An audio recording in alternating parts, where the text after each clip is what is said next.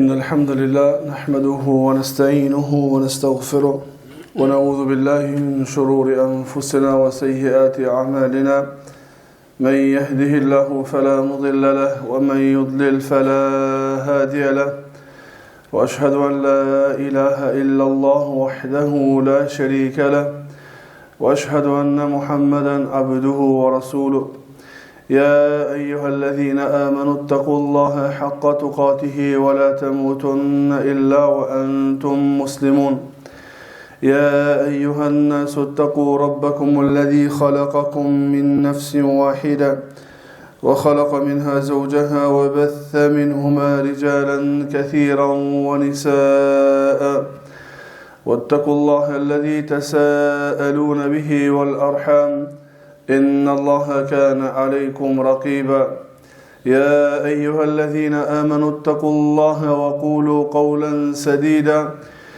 يصلح لكم أعمالكم ويغفر لكم ذنوبكم ومن يطع الله ورسوله فقد فاز فوزا عظيما أما بعد فإن أصدق الحديث كتاب الله وخير الهدي هدي محمد صلى الله عليه وسلم وشر الأمور محدثاتها فإن كل محدثة بدعة وكل بدعة ضلالة وكل ضلالة في النار وبعد.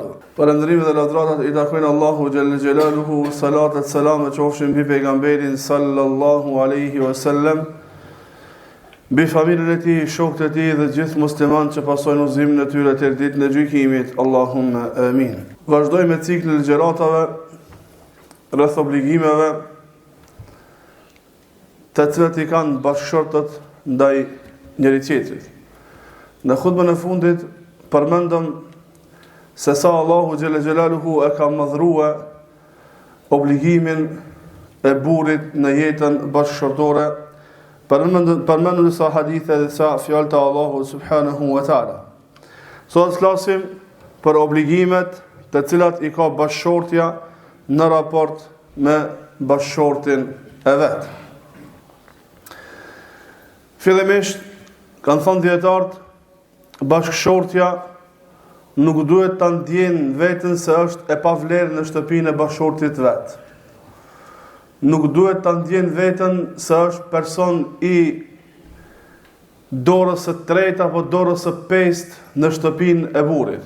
Përkundrazi, ajo është përgjegjëse me përgjegjësi të mëdha, të cilat e ka obliguar Allahu dhe pejgamberi sallallahu alaihi wasallam në raport me bashkëshortin dhe me familjen dhe shtëpinë e bashkëshortit të saj.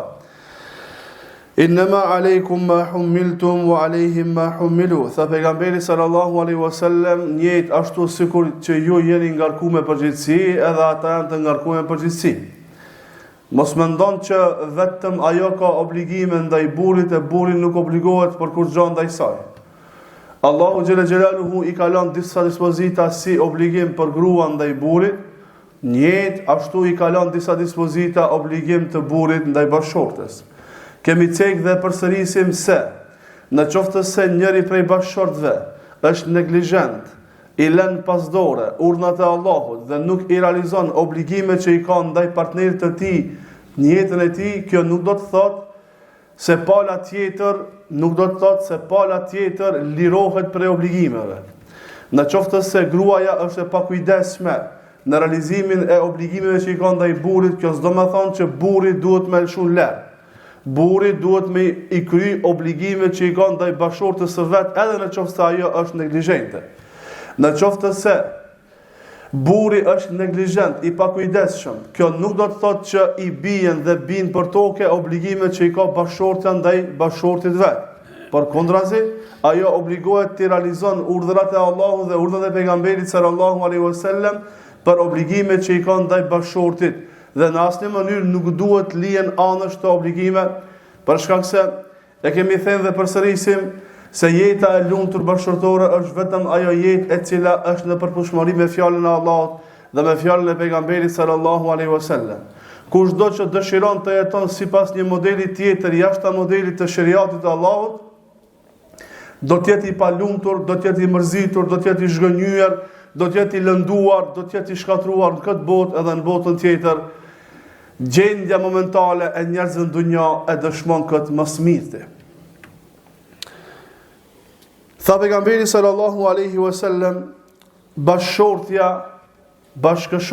pra gruaja, nuk mundet me e arrit kënaqësinë e Allahut derisa të arrijë kënaqësinë e burrit të saj.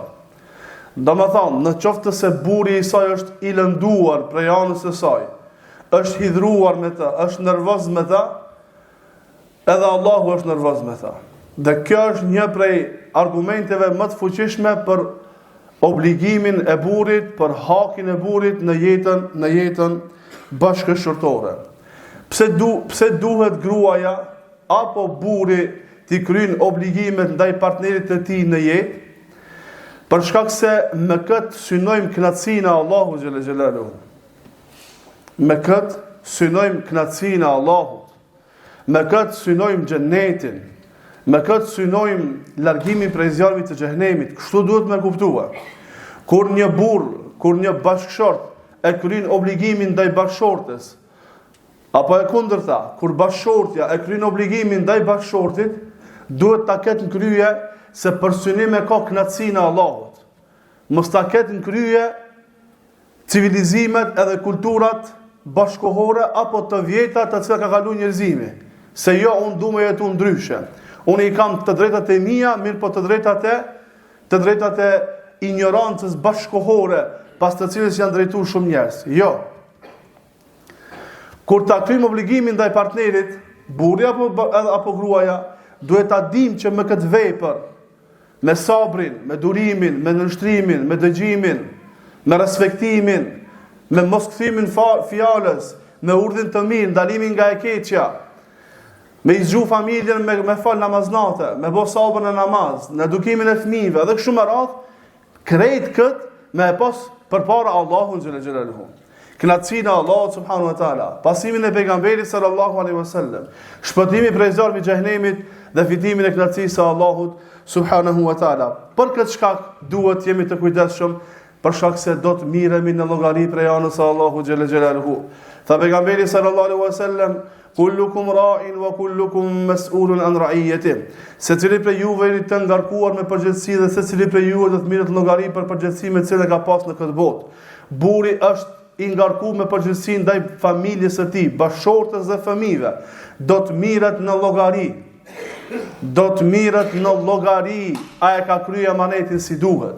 Bashkëshortja është e obliguar, e ngarkuar me përgjegjësi për burrin, për obligimet ndaj burrit dhe shtëpisë së burrit dhe fëmijëve, do të mirret në llogari. Këtë do të më kuptuar. Çdo herë në raport bashkëshortor, në veçanti, edhe në raport me krejt njerëzit në përgjithësi, këtë do të më pasë krye. Allahu ka më na marrë në llogari. Allahu ka më na marrë në pyetje. E për këto pyetje duhet të përgatitim përgjigje të sakta. Përndryshe, dënimi Allahu xhalla xhelaluhu është shumë i rëndë. Prej obligimeve të para, më të rëndësishme, që gruaja i ka ndaj burrit, son do të flasim obligimet e bashkëshortes ndaj bashkëshortit. Ligjëratën e ardhshme, nëse e mbarojmë sot këtë komplet, inshallah, shpresojmë ta mbarojmë. Ligjëratën e ardhshme, një apo dy ligjërata do të flasim për obligimet e burrit ndaj familjes. Obligimet e burrit ndaj gruas. Obligimi i parë, që e kanë thënë dietarët, pothuajse në çdo libër, që e ka bashkëshortja ndaj bashkëshortit të vet, është të nënshtrohet atij, ta respekton atë, pos në qoftë se është në pyetje ndonjë mëkat ndaj Allahut. Pra, dëgjimi dhe respektimi i burrit, pos në qoftë se burri urdhnon për diçka me i bë gjuna Allah, atëherë nuk ka respekt për krijesën në mëkat ndaj krijuesit. Kjo është rregulla. Kjo vlen për krejt.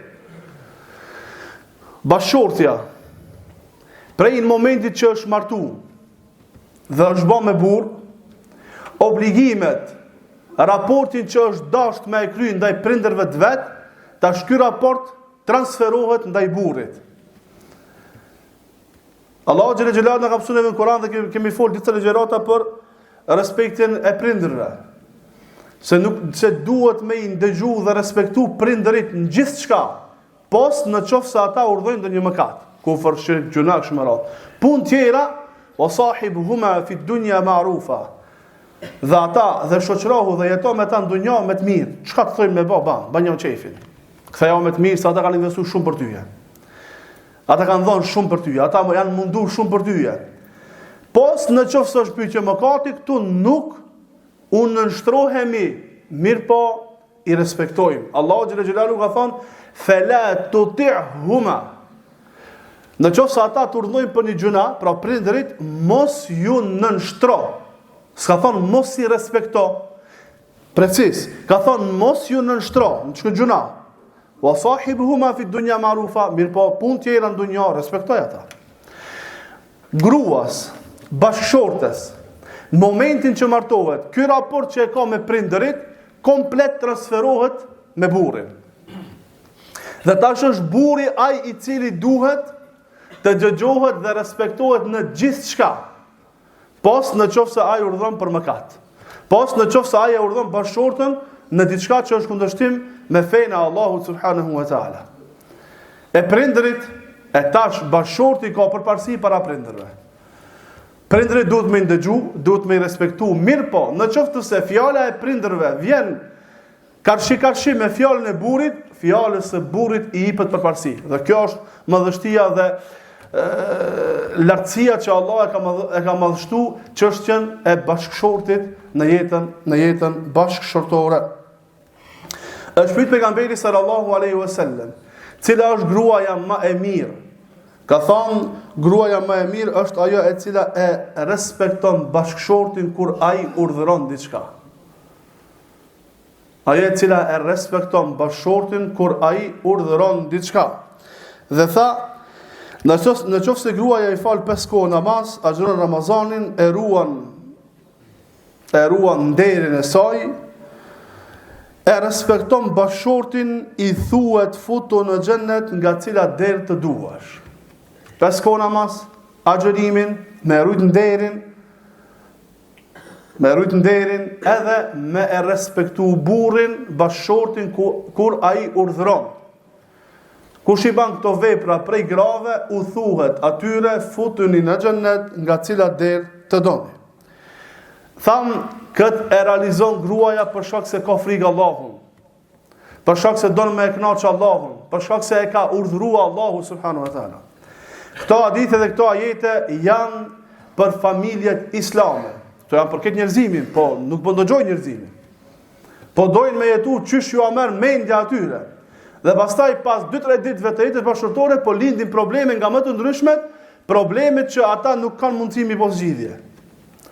Nëna duke folë për familje islame, ata që i thojnë vetit musliman, ata që dojnë me jetu me ligjin e Allahut, ata që dojnë me jetu me mësimet e Allahut dhe të pejgamberit sallallahu alaihi wasallam. Ajo i friksohet mëkatit. Bashkëshortja është e ndershme, ka frikë Allahun dhe i friksohet mëkatit ndaj Allahut subhanahu wa taala. Dhe e din hadithin e pejgamberit sallallahu alaihi wasallam, apo e mëson hadithin e pejgamberit sallallahu alaihi wasallam ku tha, 2 kategoritë të njerëzve kanë dënim të dhëmshëm ditën e gjykimit. 2 kategoritë të njerëzve kanë dënim të dhëmshëm ditën e gjykimit. Kategoria e parë, gruaja e cila nuk e respekton burrin. A dini të raporti i fëmijëve me prindin? A din? Allah aty thot me një ajet kuranor, o ju të cilët keni besuar, adhurojeni Allahun dhe mos i bani ortak Allahut në adhurim, dhe me prindërit silluni mirë. Në qoftë se njëri prej tyre apo të dytë e arrin pleqnin tek ti, në përgjithësinë tënde, në shtëpinë tënde, fala taqul lahuma uff wala tanharhuma wa qul lahuma qawlan karima. Mos i thuni prindit uf. Sa që kjo përgjithësi është transferuar te burri. Mos i thuj burrit uf. Për më shumë s'po na marrët. Për më kthi llafin, për më ngrit zanin, për më aqu gishtin, për më kërcnua, për më s'më ndëgjua. S'po vjen më vetë.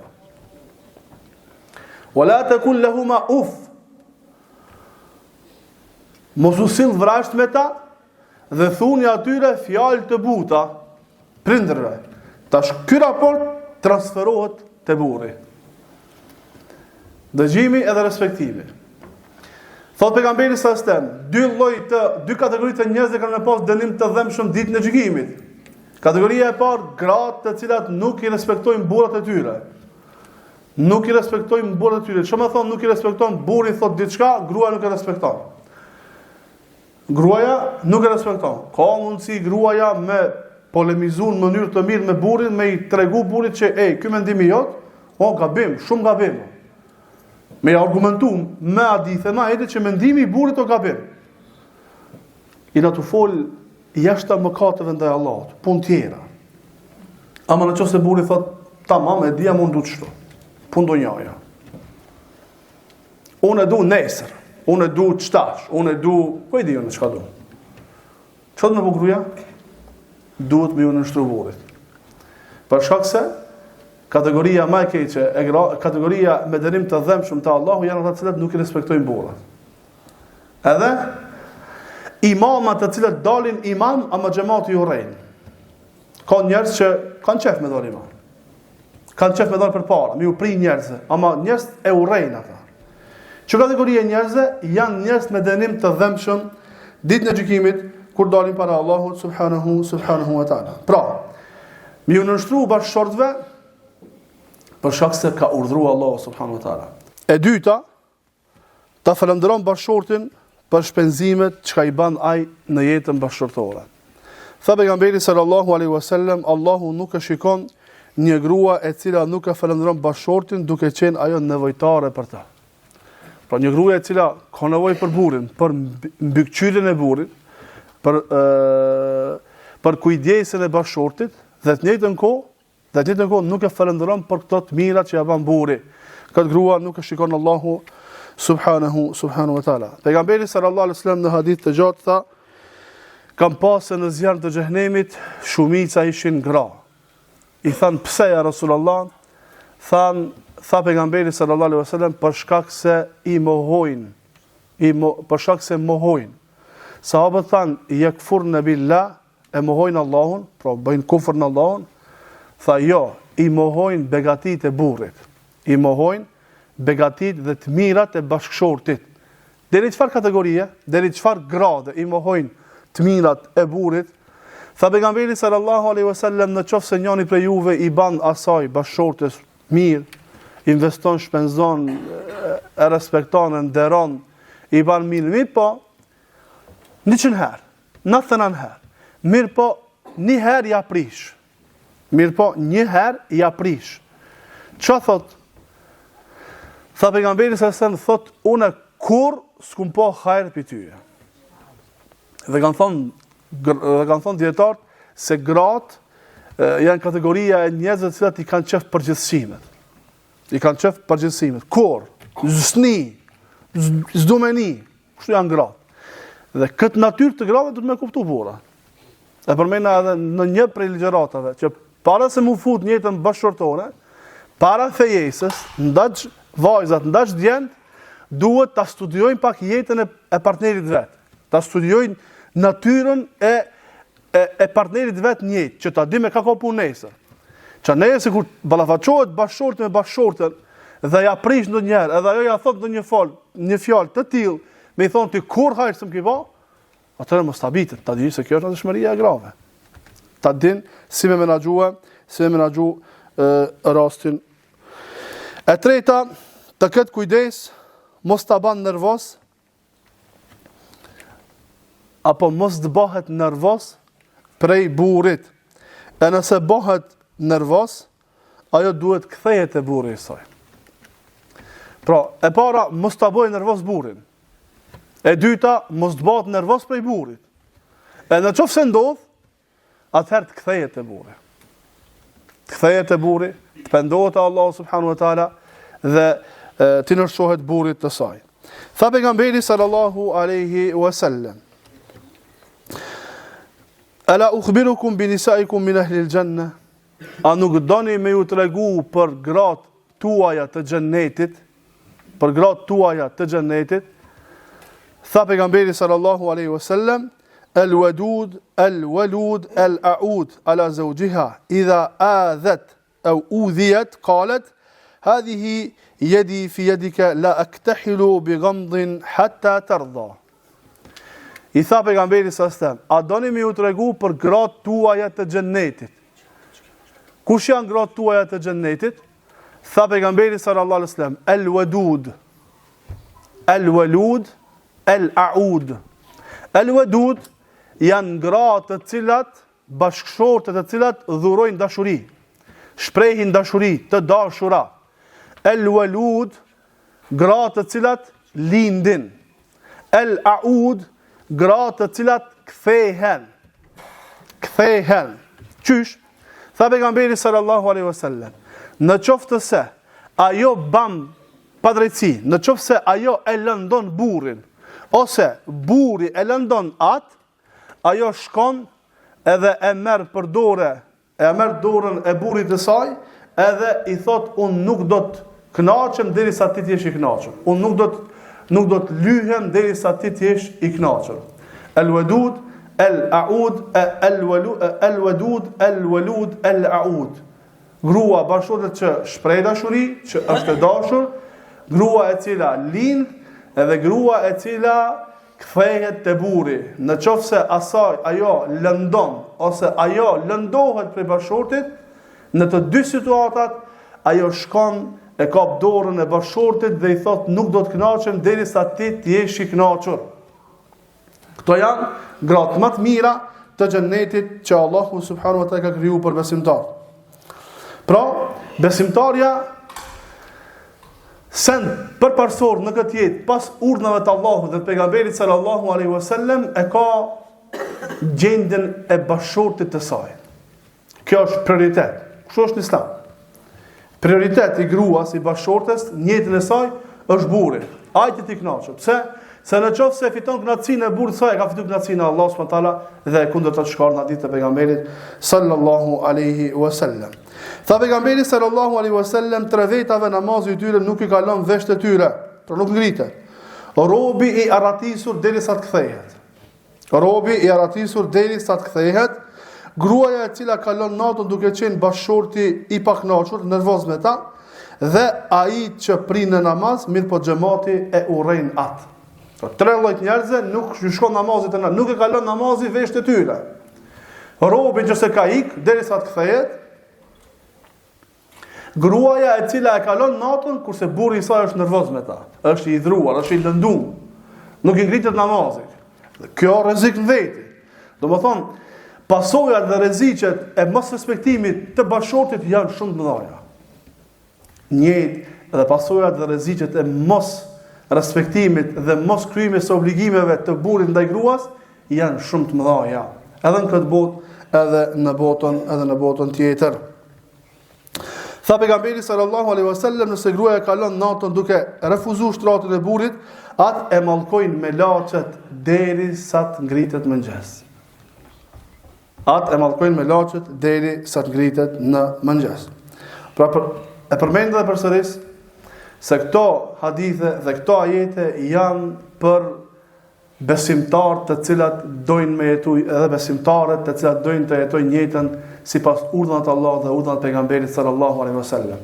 A nëse dojnë lumturinë, nëse dojnë kënaqësinë, nëse dojnë gëzimin, nëse dojnë bereqetin, nëse dojnë lumturinë, le ta jetojnë jetën në bazë të ajetit dhe hadith të pejgamberit sallallahu alaihi wasallam. Jo të ndikuar prej kulturave dhe televizimeve të huaja të cilat e kanë për qëllim shkatrimin e njeriut dhe posaçërisht shkatrimin e grave në shtëpitë e njerëzve. Obligimi tjetër që kanë përmendur dietar të raportit të bashkëshortit ndaj bashkëshortit është të shpreh dashuri, ta mëshiron edhe të bëhet qetësim për burrin. Të shpreh dashuri burrit, të shpreh mëshirë, të jetë mëshirshëm ndaj burrit të saj, edhe të jetë qetësi për burrin e saj. Tha Allahu xhalla xhelaluhu: "Wa min ayatihi an khalaqa lakum min anfusikum azwajan litaskunu ilayha." Dhe prej fakteve të Allahu xhalla xhelaluhu është se Allahu krijoi gra prej juve krijoj gra, që ju të gjeni qetësi. Këtë me pas në kryje çdo bashorte. Se Allah ka kriju për me gjetë buri qetësi, për mu plotësu buri. Jo me gjetë lëndim, jo me gjetë neveri, jo me pas buri traum kur të vjerë momenti me shku të shtëpia. Se e ditë që ka me prit me një pritje jo të mirë bashorte në shtëpi, jo kështu. Po me qenë qetësi për burin.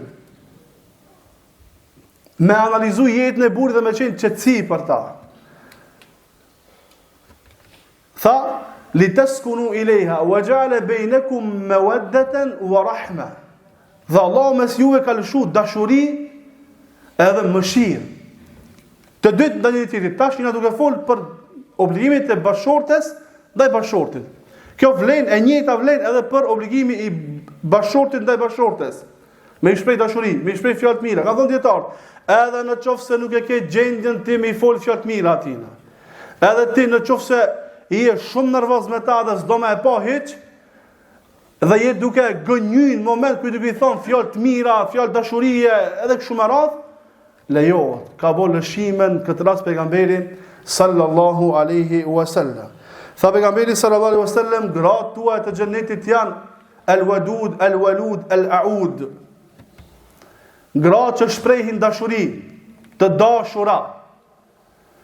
Gratë të cilat lindin dhe gratë të cilat kthehen, lëshojnë udhë, nuk çojnë inati, nuk këmbgulin inati. Se ka mundësi me çoj inati, po bje. Po ka gratë që këmbgulin inati dhe këta mendojnë që kjo është prej personalitetit të lartë të gruas. Kjo katastrofa. Bukuria e gruas është në turpin e saj. Bukuria e gruas është në heshtjen e saj, me mshel gojën. Çfarë është bukuria e gruas?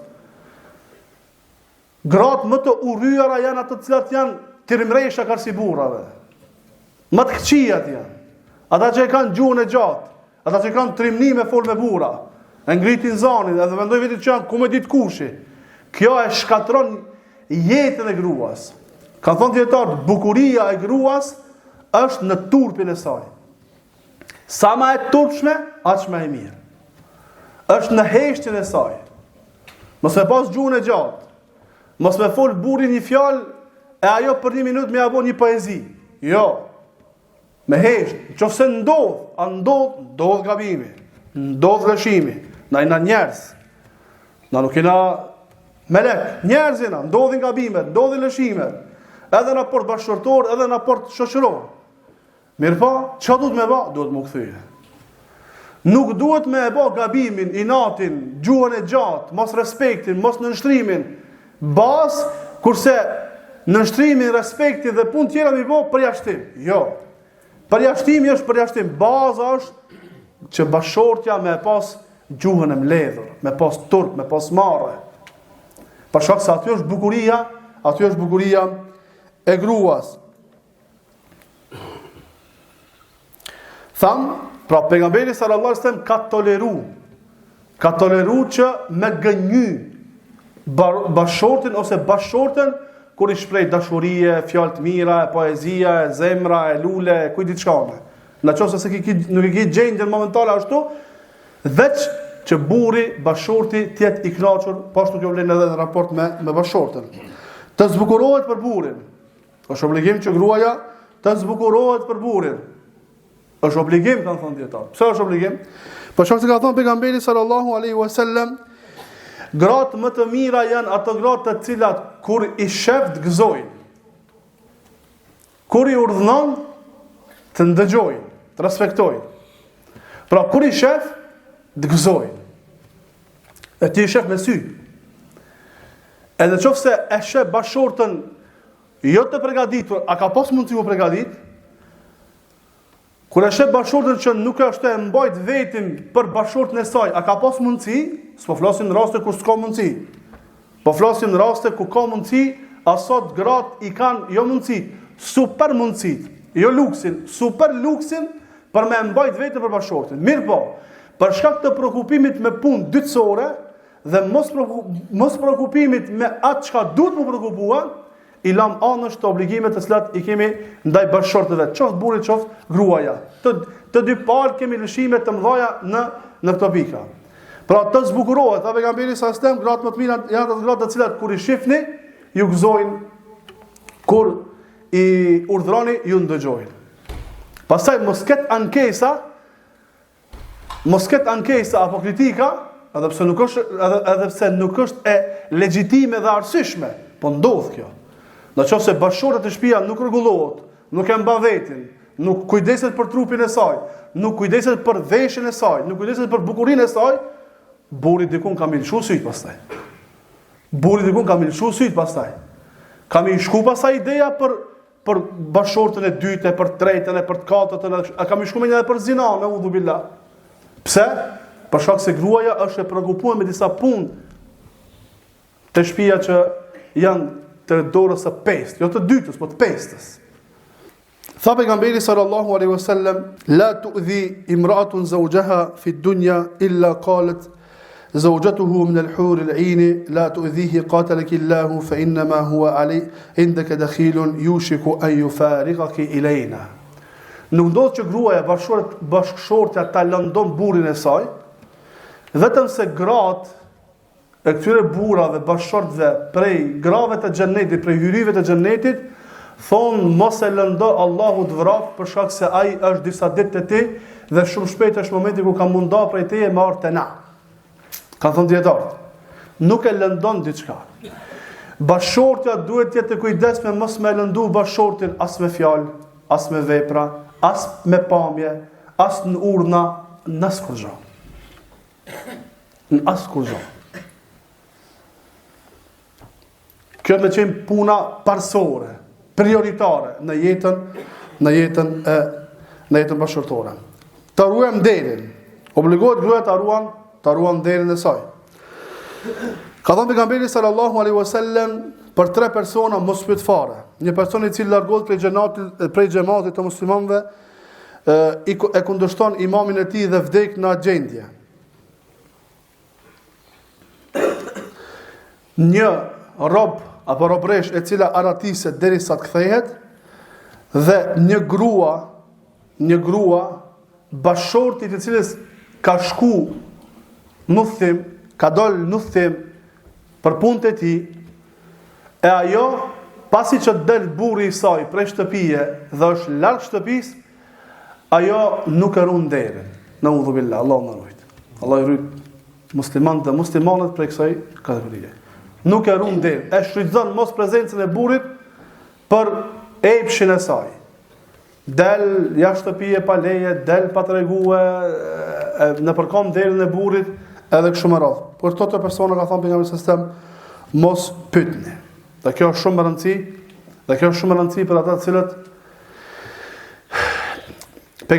thonë dietar, pejgamberi sallallahu alajhi wasallam kështu këtu e ka vënë një grua e cila nuk e ruan derin në prezencën e burrit. Domethënë ju del para fitneve. Bjen fitne në mos prezencë të burrit. Para mendoni që është gjendja atyre dejuthave, të prisht, të këqi, të cilat i reklamojnë gratë e vetëra për Facebook, edhe në rrjetet sociale. Dhe ju tolerojnë gravet veta me dalë në rrjetet sociale. Dhe vetë me durët e veta i marri, me 2 durët e veta i marri dhe i shtin fitne dhe në probleme dhe në mëkate gratë e tyre. Se si është gjendja. Në qoftë se gruaja në mos prezencë të burrit e ban këta, paramendon qoftë se burri është iniciatori. Paramendon qoftë se burri me mjekër të madhe ban selfie me gruan dhe nxjerr në Facebook.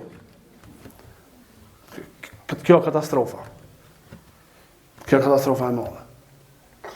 Cëllë burri 40 vjet, 45 vjet, 50 vjet, me mjekër, i uzum, 30 vjet uzim ka, 20 vjet uzim ka, e reklamon gruan e vet në Facebook. Kjo çmenduria. Paramendon thonë dietar, në qoftë se gruaja vepron kështu mos prezencë, paramendon prezencë burrit me inicimin e burrit. Allah i na ruaj, Allah përmirësof gjendjen. Obligohet bashkëshortja që mos t'i përhap sekretet e bashkëshortit, posaçërisht sekretet që bëhen me dyrë të mbyllur. Posaçërisht sekretet me dyrë të mbyllur. posaçërisht sekretet e shtratit.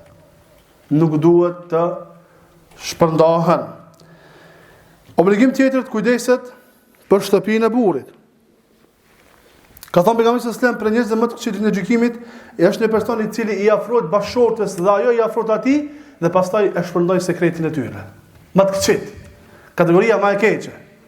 Një grua e cila i tregon grave tjera për intimitetin e saj me burrin. Kujdeset për shtëpinë e burrit.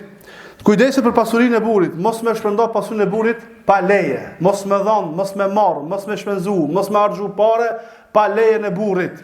E nëse burri jep leje dhe ajo shpenzon, ajo ka shpërblim, edhe burri ka shpërblim dhe nuk i paksohet asnjënit prej tyre. Nuk lejohet, obligohet që gruaja të merr leje për agjërim nafile.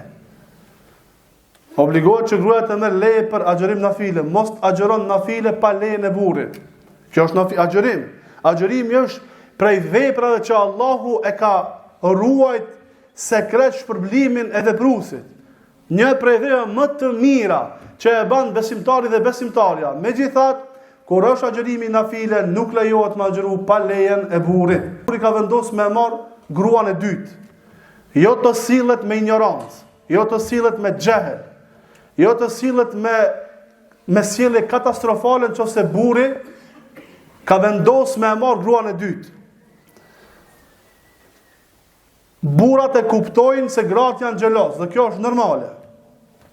Edhe sahabejt kanë qenë xheloz, edhe Aisha ka qenë xheloze. Mirë po, xhelozia e tyre ka pas një kufi. Sot ndodh që jo për bashkëshortët xheloz, xhelozojnë nëse dikush pi xhamatit ka marrë gruan e dytë, asaj këshillim ja prish jetën. Ka raste për fat të keq, prej grave të udhëzume dhe vajzave të udhëzume që shkaktojnë probleme në për familje ku ka burri dy gra. Ju shkaktojnë probleme. Gruaja e ka pranu burrin, edhe pse është xheloze, edhe pse nuk ka dashur, burri ka vendosur, u kry ky mohabet dhe vazhdon jeta e lumtur bashkëtorë, ka prej grave të udhëzume, vajzave të udhëzume, të cilat bëhen shkaktar për m'ia prish familjen atij tjetrit. Dhe kjo nuk lejohet. Dhe kjo nuk lejohet të veprohet kështu.